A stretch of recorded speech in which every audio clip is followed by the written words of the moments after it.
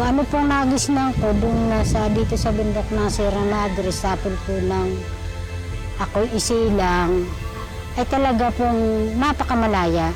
Aba ay talaga mahalaga yung ilog bagay. Ako pagka yung ilog ay na bawal na iga, aba ay ano ay inumin. Kahasan talaga kami umaayaw sa kaliwalugan. Yung nakikita namin yung traditional at saka yung kultura namin mga katutubo ay mawawala.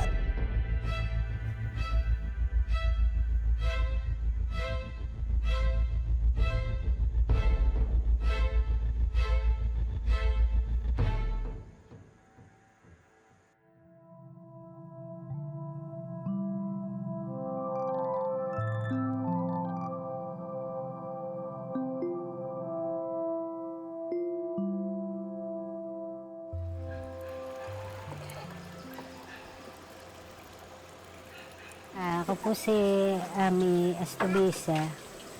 Ang edad ko po ay malapit na po akong magka-50. Ako po ay remontado, kabaakan po ako. Kabako po Tagalog, kabako po Katutubo. Kami po na may nagtatanim ng mga halaman, gaya po ng kamuting kahoy, kamuting bagin, saging. Yan po yung amin ang itinatanim.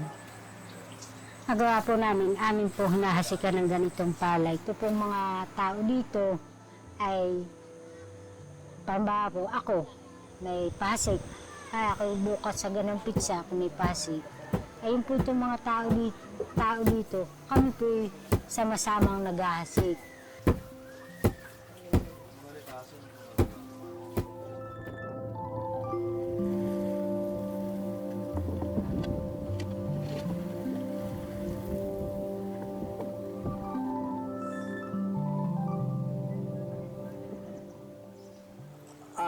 Nakukuha namin dito sa aming ilog ay sari-saring isda. May doong ang tawagin namin karpa, plapla, tapos may bakyo, may mamuntok, may balitad, may hipon, at madami pang iba.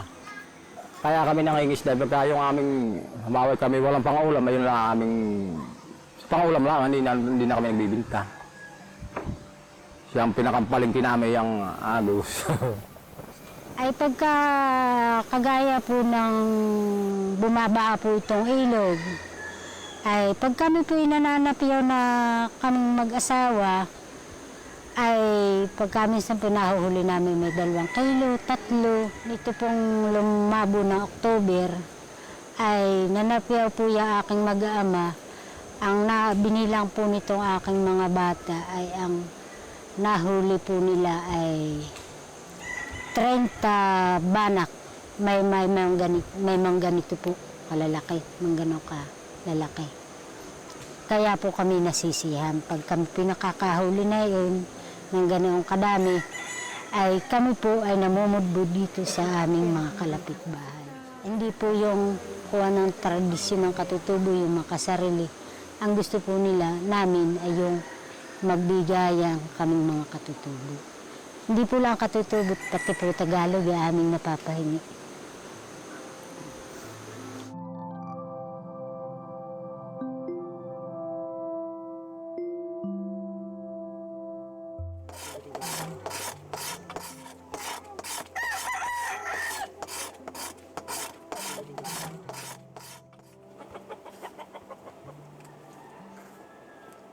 Ito po ang nakita namin sa ginagawa po ng aming mga nanay. Ito po ang nilalagay. Ngayon po kagaya ng magpapaanak. Ito po ang talagang pangkaraniwan. Alam ko po naman talagang bawal na magpaanak ang yung walang papel.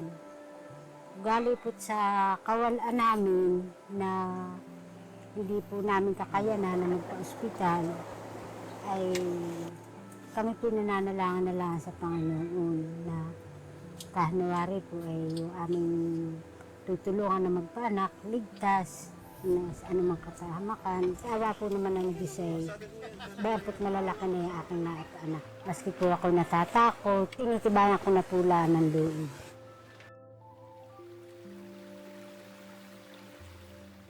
Kaya po naisipan ng aming matatanda na ginawa para po daw na masuplayan itong tubig na ito yung bawat bahay. At ginagawa po namin pagka yung pong kakanti ang tubig ay amin pong nililinis siya para po siya ay huwag mabulukan ng mga damo-damo. Yung nanlalaglag, ayun po nililinis namin. Ito po yung aming sapa na kinukunan po namin ng inumin. Lahat pong inumin. Tapos yung panghugay, lahat na po dito namin kinukuha.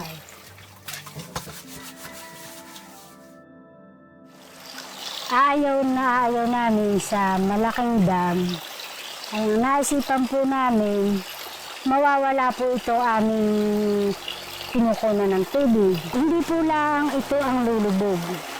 Pati po yung kung halimbawa po mabulas, paano po yung iba naming mga kasamahan diyan, mga kamag-anak namin, mga katutubo diyan sa parteng ibaba. Kaya po magkakamato, kaya po mababantay. Pag nagawa po na yan, dam na yan, ay baka po kami, salit na kami po malaya na nakuha ng tubig ng inumin, baka po pagsapit ng oras ay kami pagbawalan na din. Ay, yun po ang ayaw ko pong mangyari sa amin. Kami po malaya na nakuha ng tubig. Tapos po na may biglang mawawala sa amin. Ay di, gano'n po naman kasakit sa aming taga-rito.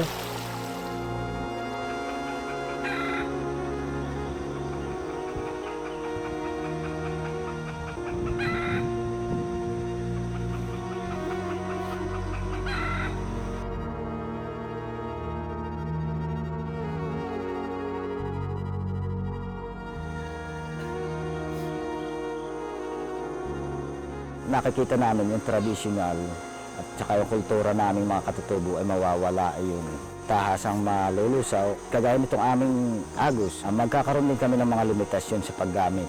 Mawawala ang gubat kapag wala na din ang katutubo. Nagawa ng nadia nabubuhay ang katutubo sa gubat ay wala na yung aming dating kinaugalian na kahit saan namin gustong puntahan, maghanap buhay, hindi na namin kayang gawin. Gawa ng may mga kontrol na yan ang taong mga kumpanya hindi na rin maituturo ng aming mga matatatanda.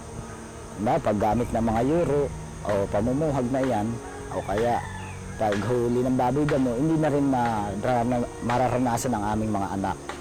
Apo o hanggang sa abot ng alaala nila na lamang mangyayari. Kagaya nitong aming libingan naman, ang libingan din namin, kailangan din namin protektahan. Gawa ng ito ang libingan ay dito nakalibing yung aming mga nunununuan pa namin sila na aming tinataglay hanggang sa kasalukuyan. Ang katutubo po naman ay dito ang nananahanan sa malapit sa tabing ilog. Kaya po din ikinuha sa tabing ilog ng mga katutubo ng parapula sila pagkahanba po nangingisda, napupunta-puntahan po namin. Aayaw namin na matuloy ang dam ay gawa ng mabubungkal yung aming mga ninuno na nakabaon na o kaya lulubog sa tubig, ayaw po namin.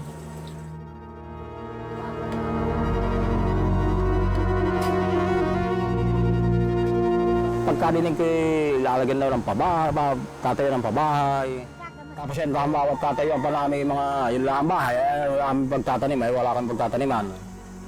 Ayun lang naman yung aming alam ng trabaho, yung pagtatanim nga. Kami, ang pagkabuhay, wala na.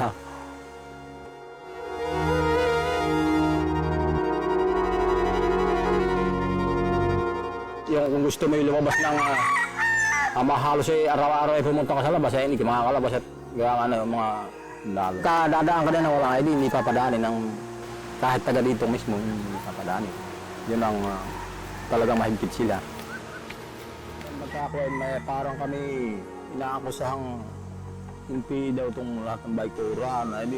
Kami po dumalo doon, baka sabihin namin, baka yung pagparatangan ng gano'n. Sabi nila, pag umaya daw sa dama, hindi ba makakaliwang grupo, gano'n daw. Ay di, kuwan sa amin, hindi nakapagsalitang kuwan yung mga kasama namin. Aba, pararatangan naman nila na hindi maigi. Ang ginagawa nila kahit ayaw namin, lalagay naman doon sa way, gusto. parang pinapakuha sa kung gusto namin, ayaw naman namin talaga. At pero kami tautul talaga, kaya sa kahula, ay medyo na nangangambat baka arestuin bagay. Napansin ko itong karsada nga, ay hindi sa amin kumuha man lang ng yung pagpayag namin kung kami gusto namin yun, kung ano, yan ang napansin ko nga. Ay maski po yung naalman po namin sa mga tao na bubutasin ang kalye, ay para pong nasa na ang kalooban ko, ay ano po namang aming magagawa, maski po sumama ang kalooban ko, ay ano po namin magagawa kung narito na binubutas na nila. Ay kaya maski po kanilang binutas, ayaw pa rin namin. Kita ko po dito sa itong bundok ng Sierra Madre, ay talaga po siya mawawala na. Itong bundok ng Sierra Madre pag natuloy ang dam. Ay ang gusto po namin ay itong bundok ng Sierra Madre ay lagi po lang namin talagang laging namin nakikita. At malaya po ang aming kalooban, ang aming mga puso na ay ito malawak itong bundok ng Sierra Madre. Kami malaya namumuhay. Malaya kami nakakapaghanap buhay dito sa bundok ng Sierra Madre. Na hindi kami piit,